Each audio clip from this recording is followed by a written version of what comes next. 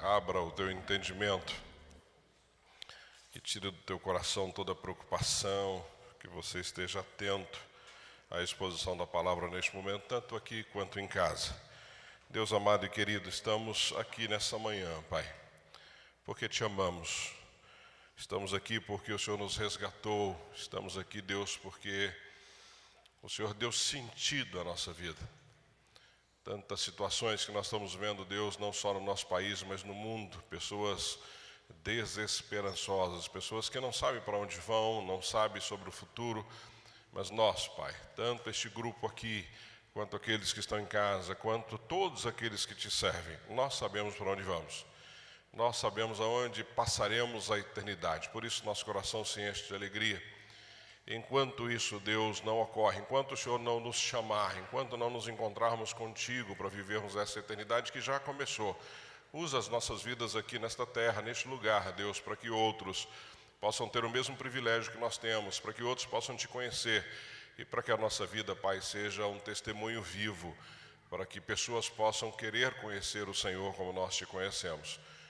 E fala conosco agora nessa manhã, Pai, que o nosso coração seja sim uma terra fértil para receber a Tua palavra, para que através da Tua palavra, Deus, nós possamos viver de uma forma digna na Tua presença e levar outros a viver também desta forma.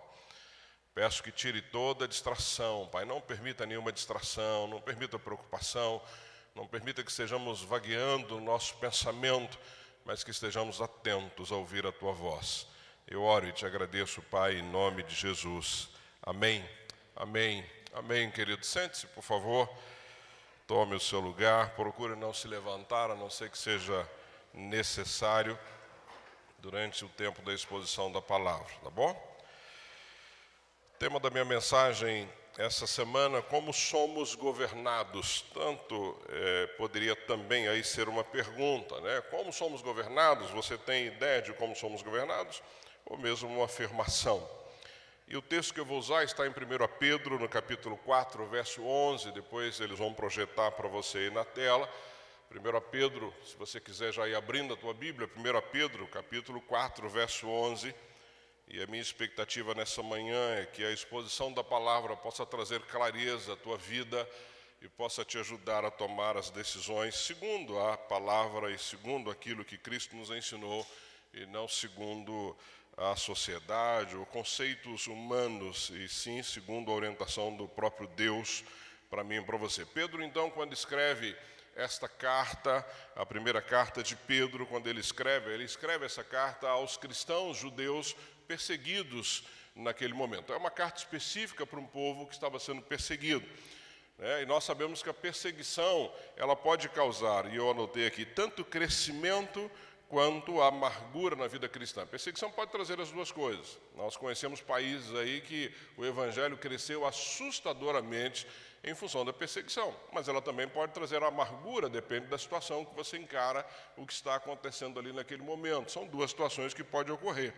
E aqui aos perseguidos, a esses irmãos perseguidos naquela época, Pedro, na realidade, nesta carta, os encoraja, e é uma carta de encorajamento de Pedro a esses homens e mulheres perseguidos, para que eles pudessem conduzir as suas vidas, de acordo com o que Cristo havia ensinado, de acordo com o programa que Cristo havia estabelecido para eles. Ou seja, Cristo veio a esta terra, viveu nessa terra, ensinou durante 3 anos, e Pedro, quando escreve a esses homens, ele diz assim, olha, vivam conforme aquele programa que vocês ouviram de Cristo.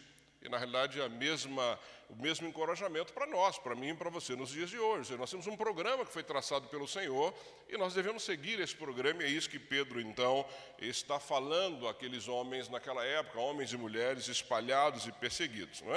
E ele diz que tanto o caráter destes homens quanto a sua conduta deveriam ser acima de qualquer reprovação. Então, ele está dizendo assim, olha, apesar da perseguição, apesar do sofrimento, apesar do que vocês estão passando, tanto a conduta, a forma de vocês caminharem, quanto a reputação de vocês, tem que ser acima de qualquer questionamento. Olha que coisa, um encorajamento duro. Ele está dizendo, olha, não importa o que vocês estão passando, mas a sua conduta, o seu caráter não pode ser questionado. Isso é algo sério que nós devemos pensar. Porque muitas vezes, amados, nós justificamos as nossas atitudes, ou a nossa falta de caráter, ou uma conduta inadequada em função de um momento que estamos vivendo. E Pedro dizendo, não importa o momento que vocês estão vivendo. Importa que Cristo nos ensinou algo, Cristo mudou o nosso viver, a nossa forma de enxergar as coisas, o nosso caráter, e ele tem que ser irrepreensível, independente da circunstância que você está passando. Então isso nos leva a entender que não há justificativa quando a nossa conduta não é de acordo com essa palavra, o nosso caráter não está alinhado com esta palavra. E ele diz, olha, vocês nasceram de novo, nasceram para uma fé viva, não é? E nós devemos imitar aquele que nos chamou, que é o próprio Cristo. Então essa é a carta, é só para você entender um pouco do contexto dessa carta de Pedro a esses perseguidos na região, naquela época, que é viva, que é atual para mim e para você nos dias de hoje. Então, indo ao texto, está aí no verso 11 do capítulo 4 de 1 Pedro, diz assim, se alguém fala... Não é? Se alguém fala, faça-o como quem transmite a palavra de Deus. E aqui é interessante porque Pedro não está dizendo assim, quando você estiver pregando o Evangelho, quando você estiver falando de Cristo, quando você estiver evangelizando alguém, faça-o como se estivesse falando. Não, ele diz, quando você falar. Então a ideia é, todas as vezes que eu estiver falando, eu tenho que falar como quem transmite a palavra de Deus. Então não importa o que eu estiver falando, aonde estiver falando, com quem estiver falando, que momento estiver falando, ou seja, toda a minha vida tem que transmitir a palavra de Deus. E é isso que ele está dizendo para aqueles homens. Então toda vez que você e eu abrimos a nossa boca, amados, nós precisamos entender isso. Aquilo que falamos precisa transmitir a palavra de Deus. Não é só quando eu abro a Bíblia. Não é só quando eu leio um texto, um versículo, mas tudo aquilo que eu falo. E ele diz assim, se alguém serve, não é? Aqui a ideia de servir uns aos outros, servir a comunidade, afinal de contas isso Cristo nos ensinou e fez. Se alguém serve, não é? Faça-o com a força que Deus provê. Está difícil? Deus é que vai te dar condições de fazer isso, de forma que em todas as coisas Deus seja glorificado mediante Jesus Cristo. É Ele que nos dá força para que o nome dele seja exaltado e glorificado. A quem sejam a glória, o poder para todos sempre. Amém. Amém, queridos? Então, aí uma orientação de Pedro aos amados naquele momento, que serve para mim e para você hoje. Então, começa a pensar nisso. Tudo aquilo que eu falar, em qualquer momento, onde estiver, eu estou pregando a palavra de Deus, porque a minha vida é uma vida de discípulo de Jesus.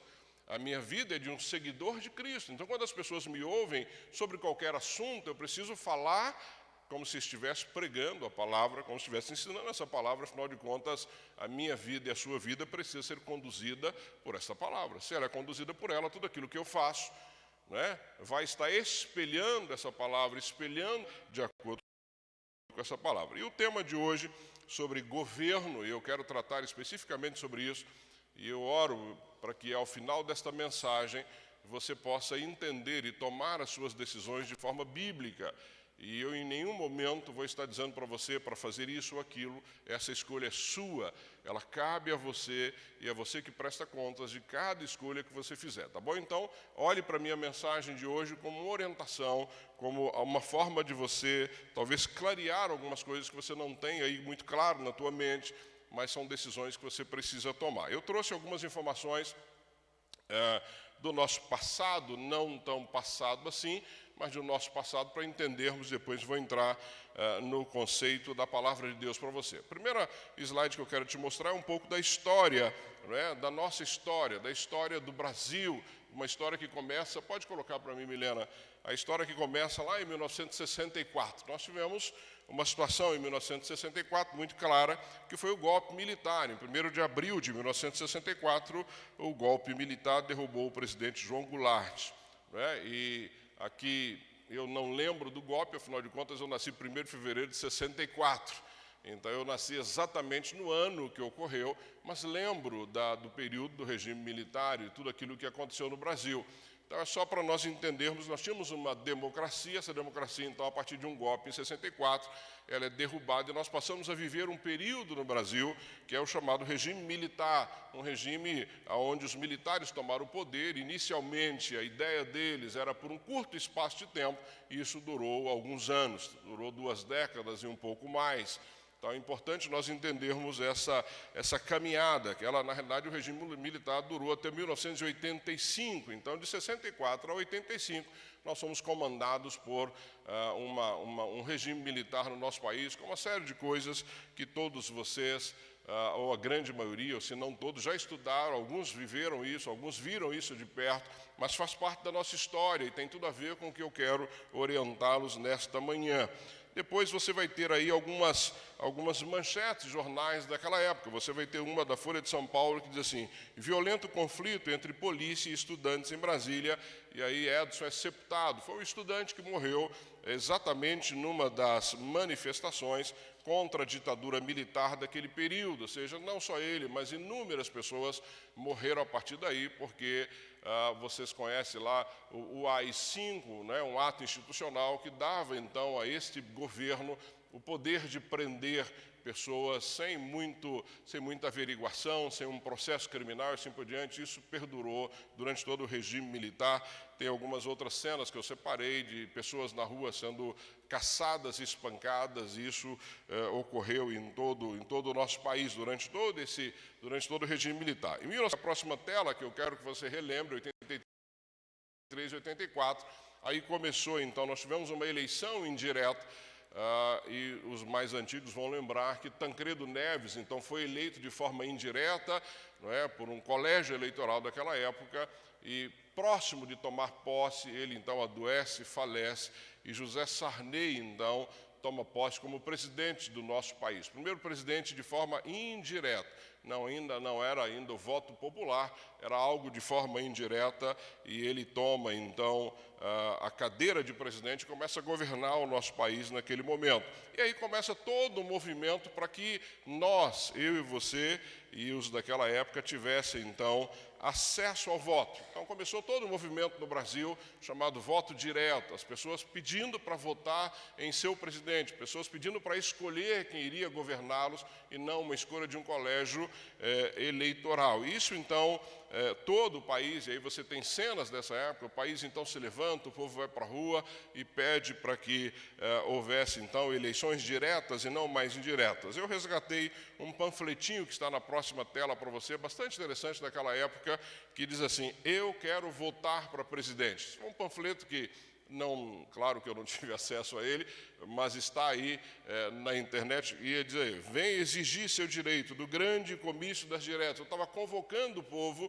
para ir para a rua, para exigir, então, o direito de escolher o seu governante. Esse evento aconteceria na Praça da Sé, às 16 horas. Então, este movimento que durou durante um bom período aí no Brasil, do povo indo para a rua, porque o povo, então, olhava para Sarney dizendo: olha, você não é o presidente que nós escolhemos, você não é o nosso governante, você foi indicado por um colégio. 88, para os mais antigos, vão lembrar que aí veio a Constituição Federal, que é a nossa Constituição até os dias de hoje.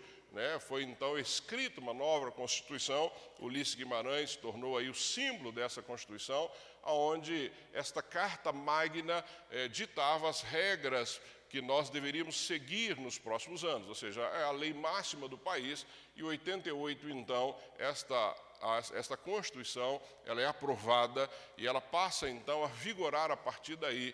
Todas as nossas leis partem daí, tudo aquilo que nós temos direito e que não temos direito, a partir da Constituição de 88. Foi um marco na nossa história, foi um marco na história do país, e você que é mais jovem deveria e deve estudar um pouco mais a nossa história para entender para onde estamos indo, o risco que estamos correndo e o porquê nós precisamos conhecer a nossa história.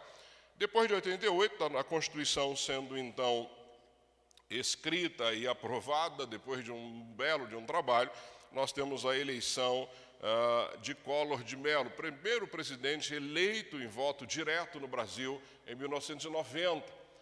Aqui eu já me lembro, porque o Collor passava uma figura de alguém imponente, atleta, que andava de jet ski, tinha carros aí, de bons carros, então passou uma figura de alguém que vinha realmente para mudar a história do nosso país, mas infelizmente o Collor ele governa por muito pouco tempo, ele governa até 92 somente, porque vários escândalos de corrupção acontecem ali durante o seu governo, e de novo o povo vai para a rua. O povo vai para a rua e exige, então, o impeachment do Collor de Mello, e ele renuncia, então, ao seu cargo de presidente. ele não chegou a ser impeachmentado, mas ele renunciou, talvez aí por uma questão de manter alguns direitos políticos, ele sabiamente renuncia. Então, o primeiro presidente eleito no nosso país por voto direto, a primeira escolha que nós, população brasileira, fizemos, não durou nem 2 anos e 7 meses, durou exatamente 2 anos e 6 meses este governo de Fernando Collor de Mello. Os estudantes tiveram ali uma participação bastante interessante, foram para a rua, fizeram uma série de manifestações, está aí para você na tela. Houve uma campanha muito acirrada a partir deste momento também para que os jovens tirassem o seu título de eleitor, algo bastante interessante que estamos vendo também nos dias de hoje. Não é? Então, houve uma campanha bastante acirrada do governo para que os jovens pudessem, então, tirar o seu título de eleitor e se manifestar. Não é? Afinal de contas, se nós olharmos para a situação do nosso país, eu estou com 58 anos e essa semana eu vi que estou ficando velho mesmo, porque eu marquei uma consulta no oftalmo para mim e para a Toninha, e aí, conversando com a moça por telefone, ela falou, qual a sua data de nascimento? Eu falei, olha, eu nasci 1º de fevereiro de 1961. E eu tenho certeza que ela achou que era muito tempo, porque ela parou um pouquinho e disse assim, olha, eu preciso fazer uma pergunta para o senhor. Eu falei, tá bom, faça. Ela falou assim, nós não temos elevador aqui no nosso prédio, né? Eu nem contei para a Toninha para ela não ficar triste com isso, né? Ok. Não entendi, Toninha. Ah, 61 é você. Exato, 64 sou eu. Estou ficando bem mais velho do que eu imaginava, né? Eu nem tinha falado da idade da Toninha, porque no mínimo ela falou assim, bom, agora mesmo nós precisamos. Eu disse para ela, não, eu ainda consigo subir pelas escadas, fique tranquilo. E aí eu falei, meu Deus, eu estou ficando muito velho mesmo. Uma coisa, quando a pessoa vê pela idade. Então, queridos, está aí uma campanha bastante acirrada para que você, jovem, pudesse fazer parte disso. Por que eu estou dizendo isso? Eu e a Toninha, aí na casa de quase 60 anos, não sabemos quanto tempo de vida nós temos, de vida útil pela frente. Mas você que está aí com 18, 19, 20, 25, 30, você tem muito tempo de vida pela frente. Portanto, você precisa se interessar para o que vai acontecer nos próximos anos, porque a tua vida está inserida neste contexto e você precisa entender. E aí tivemos também, durante esse período, vários governos que vocês acompanham, outras manifestações. Tivemos aí, eu separei algumas telas para você, tivemos o impeachment da Dilma Rousseff, que é algo mais recente. Pela segunda vez nós tivemos aí um presidente que deixa o comando a partir das manifestações do povo na rua. Então, eu quis só que você entendesse um pouco da nossa história e também um pouco do que representa o que nós temos hoje, o que representa você poder ir numa urna e votar, o que representa você poder escolher o seu comandante, ou seja, aquele que vai comandar o governo, independente de situações, de pressões. Você é livre para fazer essa escolha e você precisa, primeiro, valorizar aqueles que deram a sua vida para que você tivesse essa liberdade. É a mesma coisa quando pensamos no Evangelho. Todas as vezes que eu estou estudando a palavra de Deus, eu sou grato pela vida de tantos homens e mulheres que se sacrificaram para que nós tivéssemos acesso a essa palavra de forma livre. A mesma coisa quando falamos de democracia, nós vamos entender isso, ou seja, nós precisamos, quando pensamos nos dias atuais, lembrar que homens e mulheres, durante toda a nossa história, pagaram um alto preço para que nós tivéssemos a liberdade que temos hoje. Por isso, é importante levarmos isso muito a sério, pensarmos nisso de uma forma bastante carinhosa. Para entender o Estado brasileiro, essa organização do Estado, eu coloquei uma tela para você, que é a próxima, que ela vai mostrar exatamente como o nosso Estado é composto, para facilitar um pouco a tua vida. Nós temos, então, de acordo com a Constituição de 88, 3 poderes do nosso país. Nós temos aí, que são independentes e harmônicos, é o que está aí, ou seja, eles são poderes que não dependem um do outro, mas precisam caminhar em harmonia, cada um tem um papel distinto, e essa é uma das confusões que nós fazemos no Brasil, as pessoas não têm muita noção do que representa isso. Primeiro é o legislativo. O que é o legislativo? Nós estamos falando da Câmara, não é? Nós estamos falando do Senado, nós estamos falando de Brasília, especificamente onde ficam os deputados e senadores. Qual é o papel deles? Representar o povo brasileiro. Então, veja, quem está lá está representando a mim e a você. Ah, mas eu não dou muita importância. Dê importância ou não, eles estão lá nos representando. A democracia desta forma. Nós elegemos alguém para ir lá e falar em nosso nome. Então, em quem você votou, e eu não sei se você se lembra em quem você votou, mas a pessoa que você votou está lá para tomar decisões e falar em teu nome. Outro papel do legislativo, legislar sobre os assuntos de interesse nacional, criar leis de interesse nacional, criar situações que vão nos beneficiar como comunidade, como sociedade. E o terceiro papel, fiscalizar a aplicação dos recursos públicos. O que significa isso? O Congresso está lá para olhar para o Executivo, é onde está o presidente, e fiscalizar se ele está exatamente fazendo um bom papel. Então, o Legislativo, ele existe para que, além de criar leis, ele tem que fiscalizar o que o Executivo está fazendo. Ou seja, o papel dele é de fiscalizar. Ele é o nosso fiscal com relação àquilo que o Executivo está fazendo. Então, trazendo para a nossa realidade mais próxima, aqui em Santo André, ou São Bernardo, ou São Caetano, não importa, aquele vereador que você votou, ele está ali para fiscalizar o que o prefeito está fazendo. Então, ele que vai dizer, está correto, as verbas estão sendo usadas de forma correta, está tudo em ordem. E aqui nós já temos um problema no nosso país, amados, que nós temos aí aquela proximidade que não é saudável entre os poderes. Então, essa fiscalização passa a ser muitas vezes o quê? Vista grossa, porque você me ajuda aqui, eu te ajudo ali, o velho jeitinho brasileiro, e as coisas vão acontecendo. Mas a regra foi criada para que este poder legislativo observe o poder executivo e fiscalize o que ele está fazendo, não é? Depois você tem o poder executivo, que é onde está o nosso presidente, onde está o nosso prefeito, governador e assim por diante. Primeiro papel, realizar prática de atos de chefia de Estado, de governo e de administração, ou seja, todos nós sabemos disso. Ele é o nosso representante, é a nossa autoridade máxima no país. E segundo, aplicar as leis elaboradas pelo Poder Legislativo a fim de governar e administrar o país. Então, o Congresso elabora leis, manda para o Executivo então executa essas leis e o Legislativo continua fiscalizando isso. Então, veja, por que tem que ser independente? Quando o Legislativo, então, ele cria uma lei que beneficia o povo, ele não está criando isso em conchavo com a presidência. A presidência executa, na realidade ele olha para o povo como nossos representantes, cria uma lei, manda para o Executivo põe em prática. E ele vai acompanhar o que está acontecendo. Qual é o grande entrave que nós temos no Brasil hoje, que quando eu olho para Brasília e também olho para as cidades, isso é muito sério. Hoje, o Legislativo, onde estão lá os nossos deputados e senadores, eles não deveriam, por exemplo, ter recurso em mãos para fazer determinadas atividades. Não deveria. O papel deles não é levar dinheiro, pegar dinheiro para ser aplicado. Isso é papel do Executivo. Mas para que o governo vá bem, o que se cria? Você tem no Executivo as chamadas emendas parlamentares. Isso foi uma criação. O que é uma emenda parlamentar? Um deputado aqui de Santo André, ele é deputado aqui em Santo André, qual o papel como um deputado eleito por Santo André? Ele tem que ser os nossos olhos lá, só isso. Não. Mas ele, para se manter no poder, ele quer fazer algumas coisas. E para fazer algumas coisas e colocar o nome dele, criou-se, então, a emenda parlamentar. É um recurso que é dado a ele, anualmente, para que ele possa aplicar no seu curral eleitoral, que esse é o nome dado, parece feio, mas é curral eleitoral.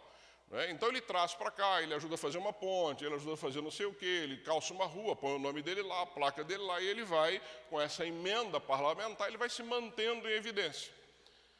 E se não bastasse a emenda parlamentar, de um tempo para cá, criou-se o orçamento secreto. Isso é uma outra coisa muito séria, que nós vamos olhar com carinho. A emenda parlamentar, ele precisa justificar o que é feito com esse dinheiro. Ele tem que justificar o que é feito com esse dinheiro.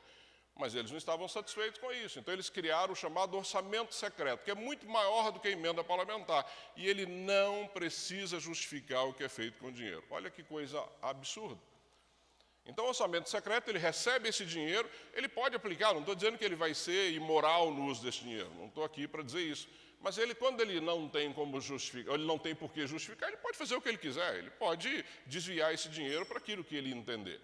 E isso cria entre o nosso legislativo e executivo uma relação que nós não deveríamos ter. Por quê? Como é que você vai me fiscalizar se eu estou te dando dinheiro? Não é assim? O que a gente viu ao longo dos anos no nosso país com fiscalizações de prefeitura? Você constrói algo, está tudo de acordo, vai alguém lá muitas vezes olhar o que está de acordo e dizer assim, não, mas aquela plaquinha ali, ela não devia estar ali, ela devia estar lá, por isso eu vou te multar. Não, mas não me multa, não, então me ajuda aqui, ajuda ali, cadê a fiscalização? Ficou pelo meio do caminho. Então essas coisas, infelizmente, elas trazem um prejuízo muito grande para o nosso país. E o Executivo, que é onde está o nosso presidente, tem um orçamento anual, ou seja, esse orçamento anual é os impostos arrecadados no nosso país, como é que eles serão aplicados no ano seguinte. Essa é uma outra briga, porque esse orçamento tem que ser aprovado pelo Legislativo, que deveria somente olhar com os olhos de quem é o nosso fiscal, e não com interesse próprio. E aí no orçamento começa uma outra briga, porque no orçamento tem que entrar essas emendas, tem que entrar o orçamento secreto. E o orçamento do governo significa o seguinte: aonde o dinheiro será usado? E aqui você tem algumas que eles chamam de verbas carimbadas, só podem ser usadas em determinada situação. Então aqui é o que define no orçamento quanto vai ser usado em educação, segurança, saúde e assim por diante. Então, o governo tem que trabalhar com esse orçamento. Ele não pode, quando a gente fala, o governo não pode furar o teto. É exatamente esse orçamento. Antigamente, qualquer governo poderia gastar além desse orçamento. De alguns anos para cá, foi criada uma lei que ele tem que segurar esse teto. Ele não pode gastar além desse teto. E aí, infelizmente, vão criando alguns artifícios, mas existe um teto hoje, mas esse orçamento é o bolo que vai ser usado no ano seguinte para que o país seja governado a partir dele. E o terceiro poder, você tem aí o judiciário, né, e aí composto por todas as câmaras judiciais do nosso país, a começar lá no Supremo Tribunal Federal, e você vai até os juízes aí das comarcas, né, comarcas municipais, onde estão lá para fazer a lei ser cumprida, né, desde a constitucionalidade, que é no Supremo, até aqui quando olhamos para o juiz da nossa cidade, com crimes comuns e assim por diante. Então, o judiciário ele está aí para exercer a jurisdição, isso é, solucionar conflitos de interesse que surjam entre as pessoas. Então, nós temos aí os três poderes, e você precisa olhar para isso com muito carinho, né? Porque esses poderes, dois deles, que é o Executivo e o Legislativo, é o teu voto que vai fazer com que ele exista. É o teu voto que vai fazer com que essas pessoas estejam lá. Então, veja, me eximir de dizer, não, eu não me envolvo, eu não quero saber, você simplesmente está deixando alguém te governar sem que você emita a sua opinião, e você está equivocado com isso. Então, fica claro aí, só deixar claro como o nosso governo o Estado brasileiro é dividido e o papel de cada um deles. E aí, para você ver a importância disso que eu estou dizendo, na próxima tela, eu separei para você algumas coisas bem interessantes. Então, aí tem, na próxima tela, você vai ver que tem lá uma figura, pode mudar para mim, Milena, por favor? Você vai ver que tem lá uma figura dos partidos hoje, nós temos vários partidos no Brasil, é que eu estou olhando ali. Então, você tem ali uma composição de partidos, e pasmem, hoje nós temos 32 partidos em funcionamento e 86 partidos em formação. Então, nós podemos ter aí, até daqui a alguns anos, 118 partidos políticos no nosso país. É um negócio absurdo, gente. Essa é uma outra situação absurda no nosso país, ou seja, são 118 partidos que pensam diferente, que têm ideologias diferentes, que têm uma visão diferente uns dos outros, porque hoje, quando você olha com os 32 que estão aí, eu não consigo identificar a maioria deles, nem o que pensam, nem para onde estão indo, nem o que estão fazendo. Agora, por que nós precisamos ficar atentos a isso, amados? Olham para a sua esquerda o que eu separei para vocês. Estamos agora em plena eleição. Daqui a 30, 40 dias temos aí o primeiro turno e o segundo turno. Para você entender como as eleições eram feitas no Brasil até então, ou seja, até alguns anos atrás, as empresas podiam bancar campanhas políticas. Então, não só pessoas físicas, mas empresas podiam investir, não é, aí, na vida de um político que ele gosta, que de repente é alguém que ele acha que vai servir a população. Então, nós vimos aí recentemente grandes escândalos no nosso país de grandes empresas que bancavam dezenas e centenas de políticos no Brasil inteiro. Então, veja, se eu banquei a tua campanha, você vai legislar a favor de quem? Do povo? Não, ao meu favor, defendendo os meus interesses. Lembre-se que ele é o nosso fiscal, não trabalha para uma empresa. Mas quando a pessoa é bancada por alguém, naturalmente ela passa a servir essa empresa. O que a nossa justiça fez quando isso começou a ficar de uma forma tão evidente, os escândalos aparecendo? A justiça, então, proibiu que campanhas políticas pudessem ser patrocinadas por empresas. Então, proibiu empresas de ofertar na vida de um político. Então, a partir daí, só pessoas físicas, eu e você, poderíamos, então, contribuir para uma campanha política ilimitada a 10% do seu ganho anual. Então, você ganha R$10.000 por ano, você só poderia, então, abençoar aí um político que você quisesse com R$1.000, isso declarado, vai para a Justiça Eleitoral, tem um recibo, tudo bonitinho, vai lá no teu CPF. Essa era uma forma de você controlar esse sistema. Acontece que nós estamos falando, gente, de um povo que não sossega nunca, e, de novo, fiquem atentos. O que é que, então, os nossos legisladores criaram? Criaram o famoso fundo eleitoral. Se nós não podemos ser bancados pelas empresas, vamos ser bancados por quem? Pelo próprio povo. E esse ano, o fundo eleitoral está na casa de 4,9 bilhões de reais só para a campanha política. E como eles já tinham um fundo partidário, que é o de baixo que eu coloquei para você, que esse já existe há um tempo, que, pasmem, já era de 1,1 bilhão, não estavam satisfeitos com 1,1 bilhão. Eles precisavam de algo mais, e aí foi criado, então, o fundo eleitoral, que hoje, somado um com o outro, dá 6 bilhões de reais. Então, toda vez que você vê um santinho de um político, toda vez que você vê uma propaganda na TV, é você que está pagando. Somos nós que estamos pagando essa conta, não são eles. Hoje, um político não coloca um centavo do próprio bolso. É raro um político colocar um centavo do bolso. Sai do próprio governo para que ele seja eleito e para que ele fique lá 4 anos, numa vida 50 vezes melhor do que a minha e que a sua, numa boa. Eu já mostrei numa das minhas mensagens aqui qual é o orçamento legislativo, do judiciário e do executivo. Eu acho que você lembra dessa mensagem. É absurdo. Absurdo. Ou seja, nós estamos elegendo. Então, veja, por que eu estou te mostrando tudo isso? Porque eu quero de todo o meu coração que você comece a prestar atenção nas decisões que nós estamos tomando, porque elas ferem diretamente o nosso bolso, a nossa vida, a nossa história, e nós não podemos olhar para isso como, é assim mesmo. Não, isso precisa mudar em algum momento. Isso só vai mudar quando nós, povo, entendermos que temos que levantar a nossa voz, temos que falar a respeito disso. Então, fique aí a informação para você. Eu e você estamos bancando uma campanha política hoje com 6 bilhões de reais. Eu não consigo nem imaginar o que pode ser feito com esse dinheiro, e é muita coisa.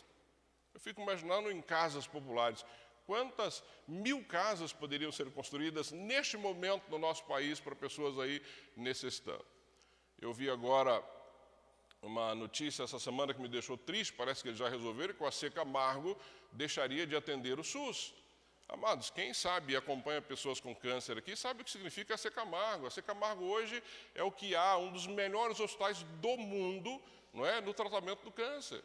E correu um risco essa semana de simplesmente todos os que estão lá pelo SUS deixarem de ser atendidos. Será que parte desse dinheiro não poderia ser usado para bancar tratamentos como esse? Ou seja, quanto desse dinheiro poderia ser usado para outras coisas que são muito mais importantes do que santinho, uma propaganda política, bancar a candidatura de alguém que não está, na maioria das vezes, me fiscalizando ou fiscalizando aquilo que eu gostaria. Próxima tela que eu trouxe para você é sobre o voto. É sobre o voto. E fique tranquilo, eu não vou dizer em que você deve votar, não, tá bom? Não fique pensando nisso aí, não. Não tem nenhuma tela minha dizendo para você, vote nisso. Você que vai fazer a tua escolha, e eu oro para que Deus te dê sabedoria. Mas eu quero que fique claro algumas coisas para você entender. Então, está aí uma coisa bastante interessante, eu separei para você, está lá, vote em mim.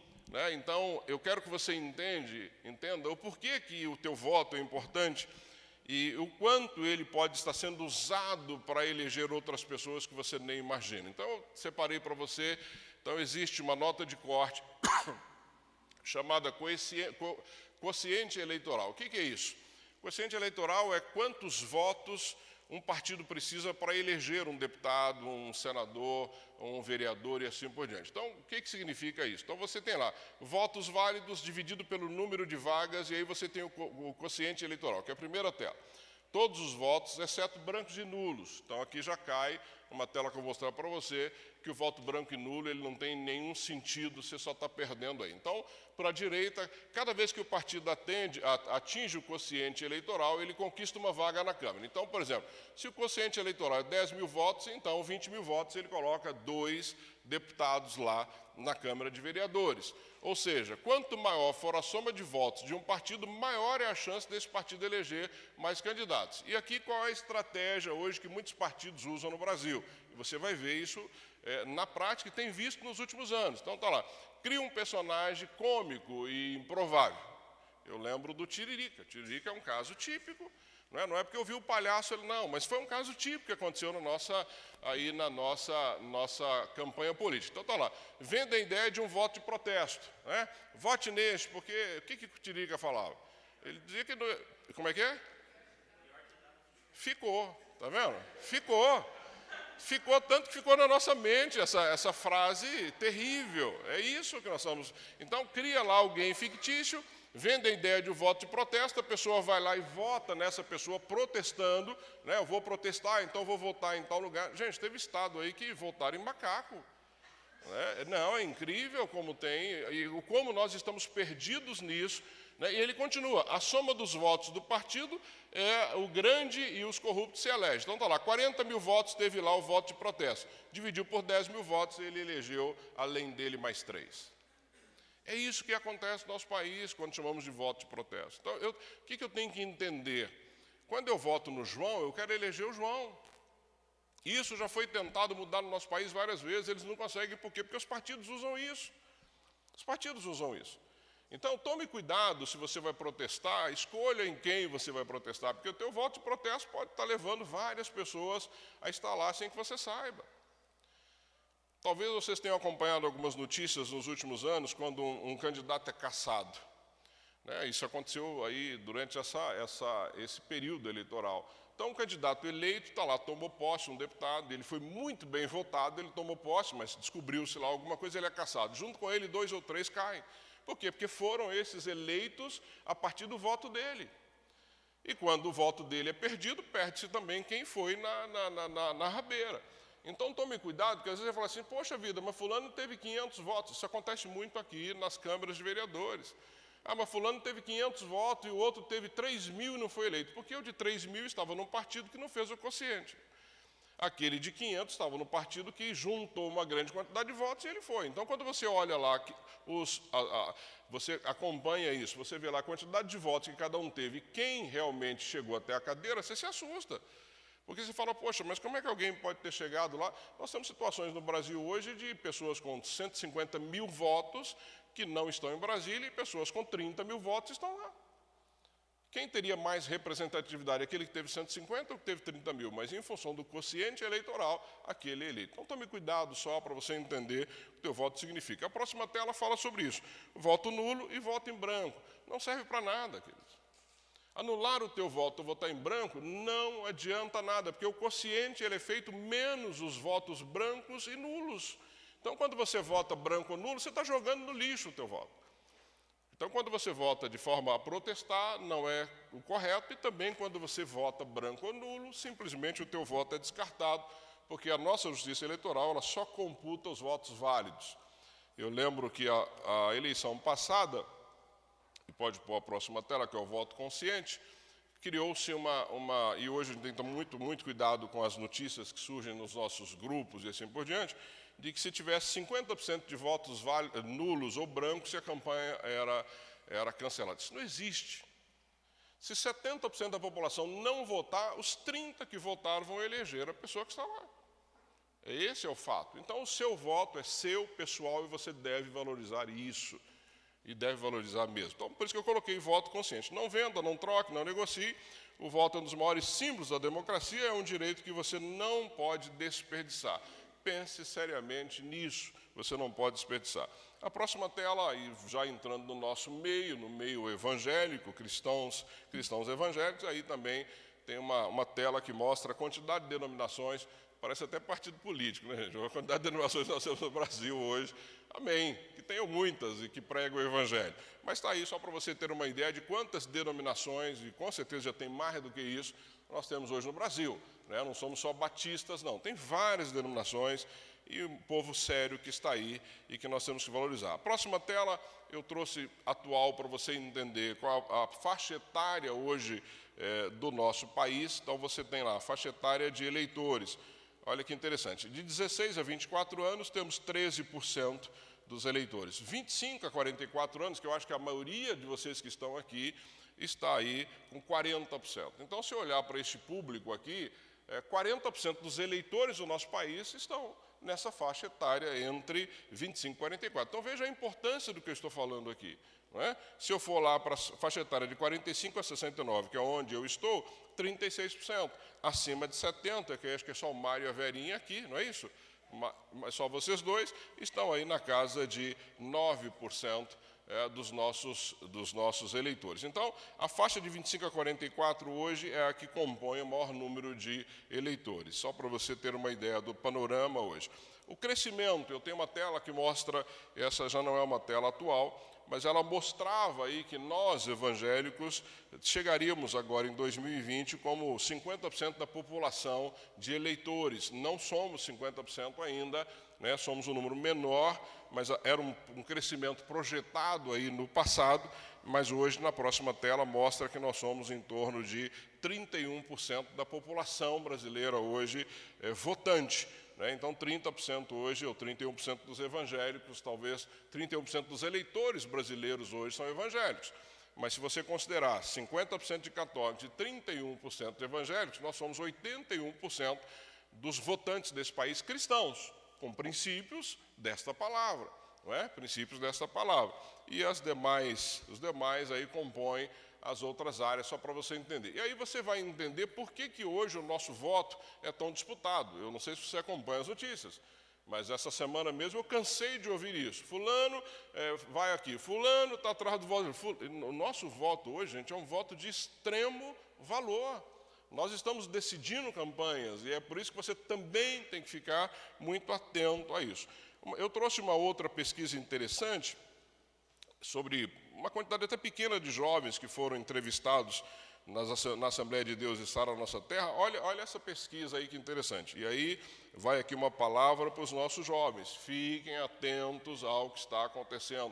O que aconteceu no passado, o que está acontecendo hoje, porque isso vai direcionar o futuro de vocês. Qual o seu nível de interesse por política? Foi perguntado aí para esses jovens. Alto, só 14%. Ou seja, só 14% dos jovens entrevistados aqui tinham interesse por política. Ou seja, interesse por aquilo que direciona a sua vida. Interesse por aquilo que vai definir os próximos anos da sua vida. Gente, exclua a questão espiritual, não estou dizendo isso, eu vou mostrar isso aqui para vocês na sequência da minha mensagem hoje, mas estou dizendo na prática. Ou seja, só 14% dos jovens se interessar por política demonstra que os nossos políticos podem fazer o que eles quiserem, e vão fazer o que eles quiserem se vocês não se levantarem para pelo menos ter um interesse a esse respeito. Interesse médio, 38%. Pouco interesse, 30%. 29,9% tem pouco interesse ou nenhum interesse, 14%. Se nós pegarmos 30 com 14, 44% dos jovens entrevistados tinham pouco interesse ou nenhum interesse em política. E aqui, amados, nós não estamos discutindo uma série de TV, nós estamos discutindo o futuro. Nós estamos discutindo aquilo que define o que nós podemos ou não fazer. Entende? A seriedade do que eu estou dizendo, que nós precisamos parar para pensar. Uma outra pergunta que está aí, você conhece os projetos de lei dos representantes da sua igreja na Câmara? Está aí, 64% não conhece. Eu vou mostrar, nós temos uma bancada evangélica hoje em Brasília, bastante significativa. Mas 64% dos jovens não conhecem absolutamente nada do que é feito. 34% disseram que sim. A terceira pergunta, sua religião é um critério no momento de decidir o voto? Para 38% sim, para 34% não, e 25% não vota. Então, se nós pegarmos não e não vota, nós estamos falando de 55%. Agora, veja, se eu sou um discípulo de Jesus, o meu voto tem que estar linkado a essa palavra. Concorda comigo? Se eu sou um discípulo de Jesus, tem que votar em alguém que tenha afinidade com essa palavra, que defenda o que eu creio. Cada um defende aquilo que crê. Eu não estou aqui para justificar os outros grupos que defendem o que eles quiserem, mas nós precisamos defender o que cremos. Lembra o texto que eu li no início. E a última pergunta, na última eleição, você votou em algum político de sua religião? 28% disseram que sim, 34% não e 35% não vota. Então, estamos ruins. Porque não estamos fazendo as escolhas segundo essa palavra, segundo a orientação desta palavra. E eu fiquei muito triste conversando com a Antônia hoje, porque eu não lembro, e aí é uma confissão minha, para quem eu votei para senador. E essa é uma falha muito grave. Eu lembro para quem eu votei para presidente, para quem eu votei para deputado estadual, para quem eu votei para deputado federal, eu lembro para quem eu votei para prefeito, para quem eu votei para vereador. Posso citar o nome dele sem nenhum problema. Mas eu não lembro, e a gente estava no caminho vindo para cá, eu, Toninha, triste, porque eu falei, poxa vida, eu não posso cometer uma falha dessa, eu tenho que saber em quem eu votei, eu tenho que acompanhar essa pessoa. Então, isso me deixa muito triste, porque nós precisamos mudar essa nossa visão do mundo político, porque lá as coisas são decididas e nós temos que acatar aqui sem muito reclamar. Temos uma bancada hoje evangélica que cresceu, a próxima tela. Nós tínhamos 75 deputados alguns anos atrás, hoje são 181 deputados e 8 senadores na frente parlamentar evangélica, hoje em Brasília. Ou seja, de um universo de 513, se eu não me engano, 513 deputados, acho que é a próxima que está aí, a próxima, Milena, de 513 que nós tínhamos 75 anteriormente, crescemos para 181 com 8 senadores. Essa é uma bancada expressiva, gente. Uma bancada expressiva, ou seja, 181 deputados em Brasília, se quiserem, pode fazer uma diferença grande, pode fazer um barulho muito grande. Nós éramos, em 2014, 75. Ou seja, 2014, 2018, 2022. Em 2 legislaturas, nós crescemos de 75 para 181. Isso é um número bastante significativo. Agora, a pergunta que eu te faço, você acompanha o que é feito lá? Você lê sobre a nossa bancada lá em Brasília, você lê sobre os seus irmãos na fé, o que eles estão defendendo, fazendo e assim por diante. É importante você ter essa visão, é importante você ter entender esse conhecimento. E aí eu quero entrar agora propriamente na palavra, nesse tempo que me resta, para a gente entender algumas coisas. E eu separei um pedaço aí do Pacto de Lausanne, que diz assim: estamos convencidos de que a presente situação de injustiça social é tão repulsiva a Deus que uma mudança bem ampla é necessária. Não é? Pobreza, riqueza excessiva, distribuição injusta de capital constituem problemas que têm a ver diretamente com poder e impotência. E aí o trecho do Pacto de Lausanne de 74 diz assim: sem uma mudança de poder, através de mudanças estruturais, estes problemas não poderão ser resolvidos. E aí vem para nós, a igreja, que somos nós, juntamente com o restante da sociedade, está inevitavelmente envolvida na política, que é a arte de viver em comunidade. Ou seja, nós estamos envolvidos. Não é uma questão que nós podemos separar ou não participar. Nós estamos envolvidos no processo. Ele faz parte da nossa vida, da nossa caminhada. E John Stott, no seu livro Discípulo Radical, diz assim: os servos de Cristo, que somos eu e você, precisam expressar o senhorio dele em seus compromissos políticos, econômicos e sociais, e em seu amor ao próximo, participando do processo político, fazendo boas escolhas, sabendo em quem você vota, acompanhando esta pessoa que você votou e sabendo o que ele está fazendo lá. 4 situações que eu quero compartilhar contigo, que a palavra de Deus nos orienta, então, nesse processo. Primeiro dele, orando pela paz e justiça como Deus ordena. Está lá em Isaías 37, 17, que diz assim: o fruto da justiça, justiça de quem, amado? Justiça de Deus. O fruto da justiça será paz. O resultado da justiça será o quê? Tranquilidade e confiança para sempre. Então, claro que eu e você precisamos orar por esse processo. Claro que eu e você precisamos colocar o nosso joelho no chão todos os dias e pedir a Deus sabedoria, para que esses homens e mulheres que vão nos governar possam fazer isso segundo a justiça de Deus.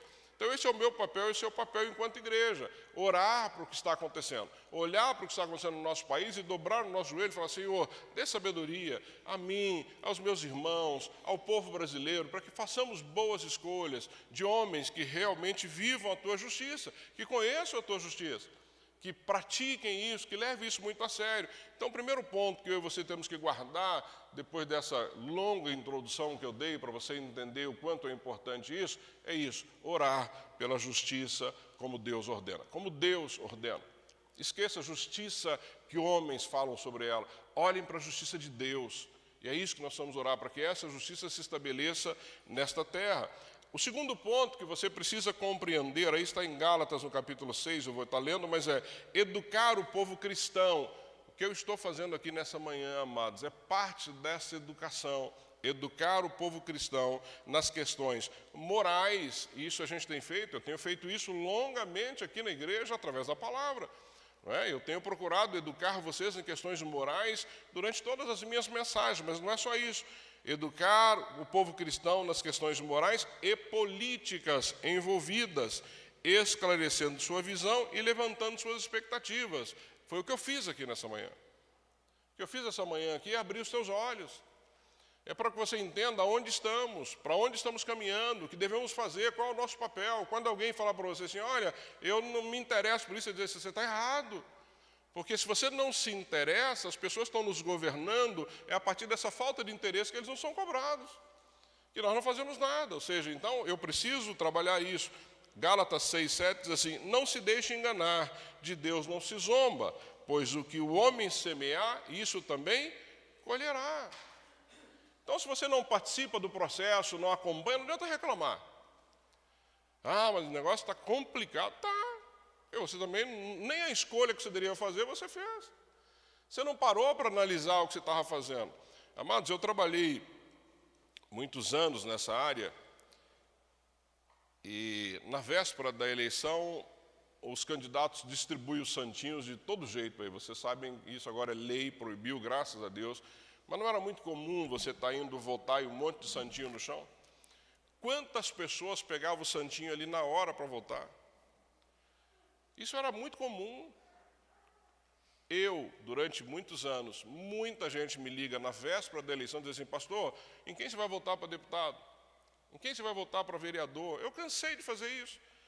Porque as pessoas não trabalham isso de forma anterior, acompanha. Tem alguém que você se simpatiza, acompanha essa pessoa, veja o que ele pensa, veja o que ela pensa, mas tome a sua decisão. Então, o que eu estou fazendo aqui hoje é, de alguma forma, educar vocês no processo, porque é o meu papel. O meu papel não é dizer para onde você deve ir, o que você deve fazer, o que deve votar, é o que devemos tomar de decisões segundo essa palavra. Então, faz parte dessa educação, porque aquilo que estamos plantando, nós vamos colher, não tem outra alternativa. Terceiro ponto, agir. E aqui alguns cristãos são chamados a exercer tarefas importantes junto ao governo. Gênesis 41:46 fala da história de José, que nós conhecemos. José tinha 30 anos de idade quando começou a servir ao faraó, rei do Egito. Ele se ausentou da presença do faraó e foi percorrer todo o Egito. Gente, nós sabemos e conhecemos muito bem a história de José. Quem foi José no Egito? E Deus usou aquele homem de forma poderosa. Toda uma nação foi abençoada a partir de um homem comprometido com Deus. Então, o nosso papel aqui, quando agimos, é que nós devemos acompanhar e apoiar pessoas que têm um chamado para... E eu creio nisso, eu creio em pessoas que têm um chamado para a área política. Não é um chamado porque paga bem, não é um chamado porque dinheiro é fácil, não, é um chamado porque eu quero fazer diferença naquele lugar. Então, quando alguém vier conversar contigo sobre isso, ou pedir o teu voto, peça para essa pessoa dizer o que ela tem de planos para o que ela vai fazer. Eu cansei de conversar com pessoas que queriam ser vereador, que não sabiam nem o que o vereador faz.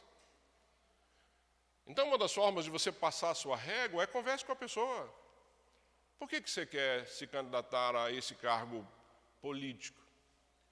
Porque convenhamos, amado, e eu posso te garantir isso sem medo de errar, se todos os nossos cargos políticos fossem voluntários, nós não teríamos 5% desse povo que está aí no Brasil afora.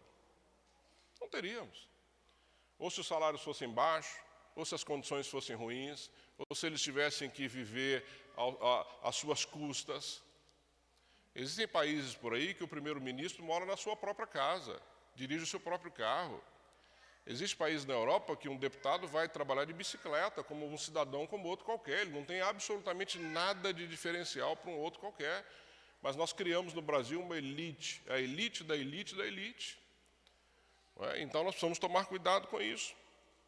E aonde vai a nossa omissão? E aqui uma palavra para mim e para você. Quando nós não exercemos o nosso papel, quando nós nos omitimos disso, algumas coisas sérias acontecem. Isaías 5:13 diz assim, portanto o meu povo vai para o exílio por falta do quê?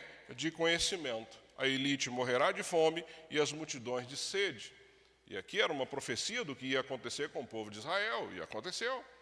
Mas quando eu me omito, algumas coisas acontecem. Então, de novo, pastor, não tem nada a ver com essa mensagem sua hoje, que coisa chata, não é? Eu não quero participar disso, eu quero continuar na minha. Amados, quando os de bem não tomam o lugar, os que são maus vão tomar, alguém ocupa o lugar.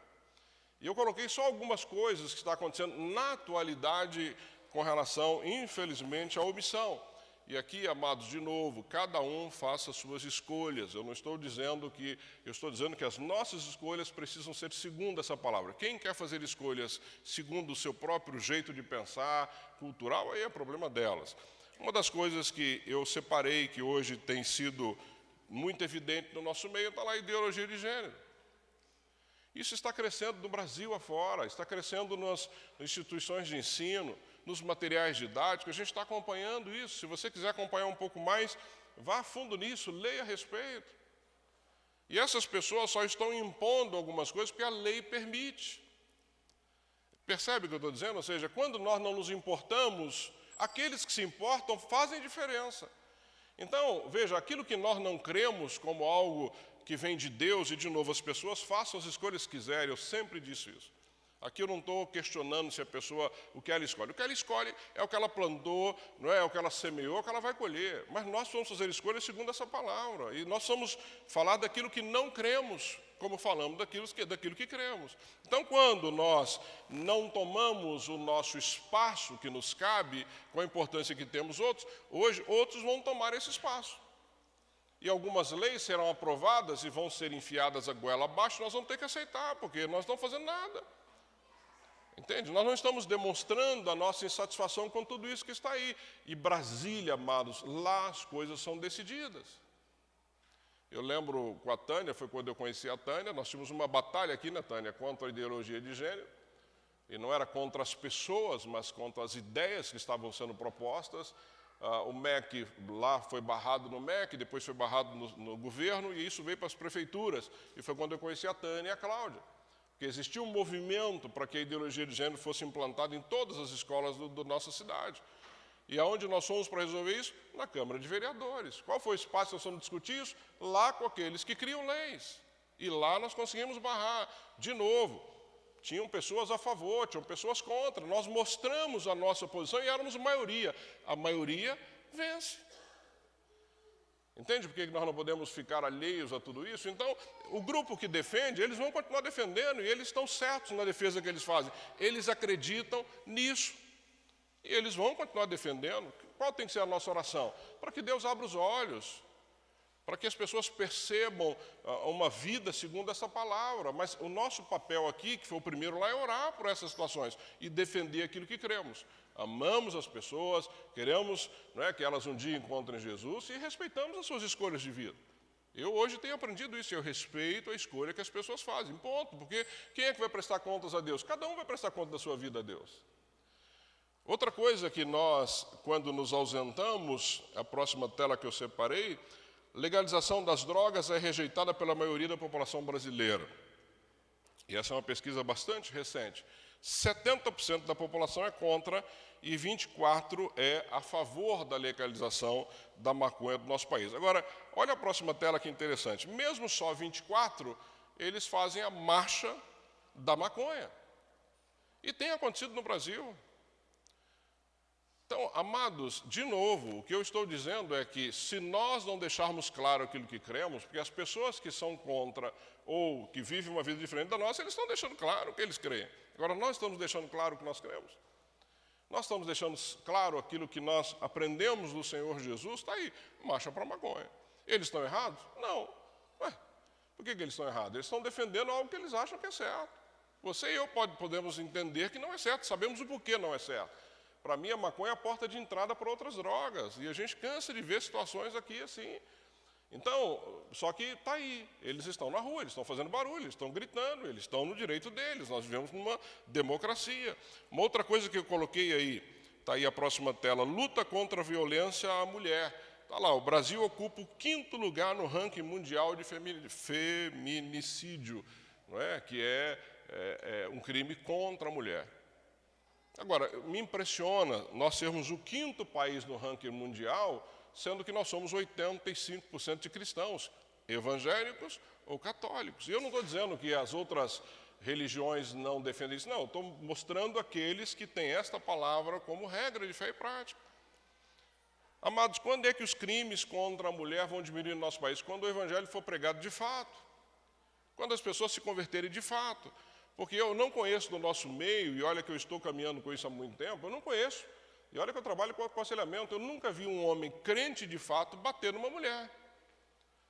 Tem as suas dificuldades? Tem, como todo mundo tem, mas bater, espancar, matar, não. Então, para mim, quando nós olhamos para estatísticas quanto essa, nós precisamos ficar atentos. Porque o Evangelho não está sendo pregado como deveria, por isso é que esses crimes, e eu fico assustado, porque todo dia eu leio matérias sobre homens matando mulheres, ex-companheira, companheira e assim por diante. Então, quando é que isso vai acabar? Quando o Evangelho estiver sendo pregado de fato.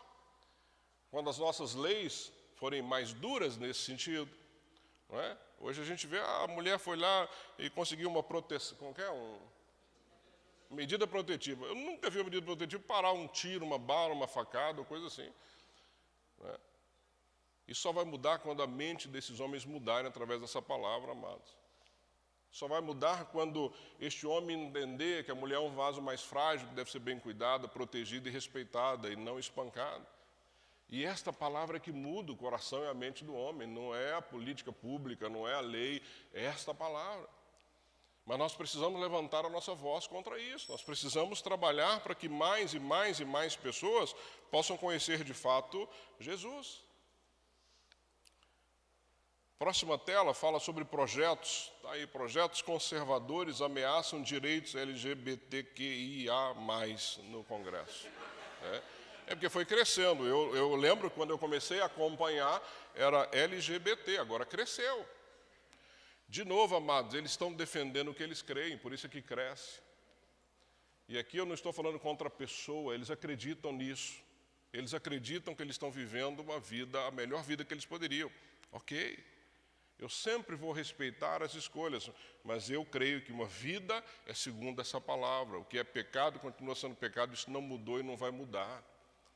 Então, quando este grupo aqui, que é um grupo organizado, quando eles vão para Brasília dar gritos, eles estão dando gritos contra projetos cristãos que eles entendem que estão tirando os seus direitos adquiridos.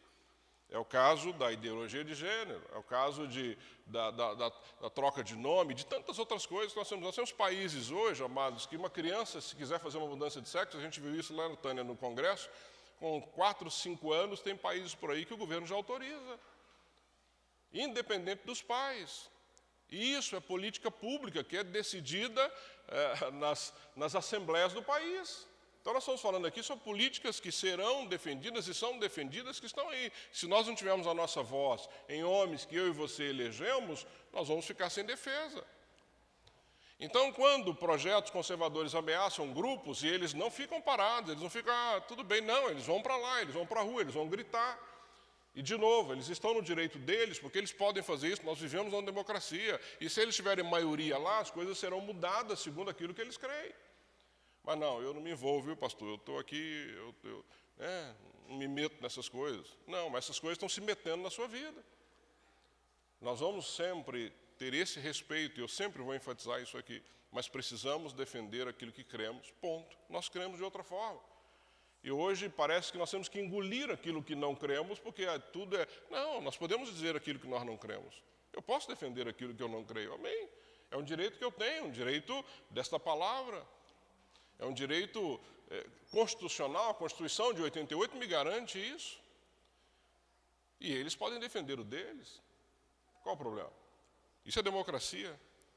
Só separei uma última tela aí para vocês, mostrando capas da Veja nos últimos anos, que mostra, infelizmente, o que o nosso país tem vivido. E olha que essa tela aí não é muito atualizada, mas só para a gente entender o que a nossa omissão pode causar também. Então, amados, eu quero terminar esta mensagem nesta manhã, lendo com você 2 Crônicas 7,14, que vai estar na tela aí. Devemos estar preparados para sofrer. Esse é o 4º ponto que eu quero que você guarde dessa mensagem de hoje. Da mesma forma que Pedro, quando escreve aos amados perseguidos, ele dizia para eles assim, olha, fiquem firmes, né? Não negociem o seu caráter, fiquem firmes de acordo com o programa que o próprio Cristo desenhou para cada um de vocês. E essa é a minha palavra para você nessa manhã. Fique firme, nós não sabemos o que vem aí pela frente. Nós não sabemos, amados, como vai ser os próximos governos do nosso país. Estamos vendo um movimento em toda a América, e você deve acompanhar isso de forma muito séria. Estamos vendo coisas acontecerem aí mesmo no nosso país, né, no mundo, e que deve nos levar a pensar seriamente quais são as nossas decisões do futuro. Mas nós somos governados por Cristo, é isso que você precisa entender, né? Homens governam o nosso país, a nossa cidade, né, o nosso Estado, porque assim é a nossa Constituição, como república, como país. Mas nós, eu e você, somos governados pelo próprio Deus. Ele é o nosso maior governante, é nele que está a nossa confiança. E Ele nos dá sabedoria para caminharmos segundo a orientação da Sua palavra e não nos desviarmos dela. Então, não se desvie daquilo que você crê que está nessa palavra. Tome as suas decisões baseadas nesta palavra e aí não vai ter erro. Mas esteja pronto para o que vier aí. Nós não sabemos o que vem, mas nós temos que estar prontos. Temos que estar com os nossos joelhos no chão, temos que estar com a nossa dependência no Senhor, porque, amados, em toda a história, nunca foi fácil para os cristãos, e não vai ser fácil agora. Não vai ser fácil, não espere facilidade para a nossa caminhada, não espere, não espere. Espere um sustento que vem do próprio Deus na nossa caminhada, é isso que você precisamos esperar. E aí, 2 Crônicas, no capítulo 7, 14, diz assim: se o meu povo, que povo? Eu e você, nós, se o meu povo, que se chama pelo meu nome, né, o nome do Deus Todo-Poderoso, se humilhar, né, se humilhar, reconhecer que não tem tomado boas decisões, reconhecer que nunca pensou no processo, reconhecer que tem deixado isso, né, da forma que der, porque é assim mesmo, as coisas não vão mudar. Orar, foi o primeiro ponto da minha mensagem. Nós precisamos orar para que a justiça de Deus se estabeleça na nossa caminhada. Buscar a minha face, de fato, buscar o Senhor nas suas decisões. Não decidir nada baseado no que você está vendo. Peça a Deus, Deus, me dê olhos espirituais. Eu quero enxergar lá na frente para tomar as minhas decisões. Se afastar dos seus maus caminhos, não é? Viver uma vida reta na presença do Senhor, ter coragem de ir na contramão da nossa história. E olha o que Deus nos promete, amados: dos céus o ouvirei, perdoarei o seu pecado e curarei a sua terra. É isso que nós, crentes em Jesus, precisamos fazer. E esse é o desejo do meu coração para a sua vida, para a minha vida, que Deus nos dê sabedoria e clareza nas decisões que nós precisamos tomar. Amém? Abaixa a sua cabeça, eu quero orar contigo. Peça a Deus sabedoria, peça a Deus interesse por essas questões que nós estamos vivendo, para que você se intere melhor. Peça a Deus para toda e qualquer boa discussão que você participar, que ela seja baseada na palavra e não no nosso achismo. Peça a Deus isso aí agora no seu lugar. Se você, ao longo desse tempo, nunca se interessou pelo processo político no nosso país, peça perdão a Deus, porque nós precisamos ter interesse, sim. Nós precisamos conhecer o que está aí, tomar boas decisões. Nós precisamos olhar para a atual conjuntura do nosso país e entender quem tem valores que nós cremos e quem não tem. E os valores que nós cremos estão todos expressos na palavra. Peça a Deus isso. Peça a Deus para te orientar na escolha do deputado estadual. Peça a Deus para te orientar na escolha do deputado federal, do senador, do presidente. Peça a Deus para te dar a direção nesse sentido. Peça a Deus para te dar paciência, para conhecer a história dessas pessoas e saber o que eles já fizeram e o que pretendem fazer. Ó Deus, nós te agradecemos, Pai, em nome de Jesus, porque o Senhor é o nosso governante.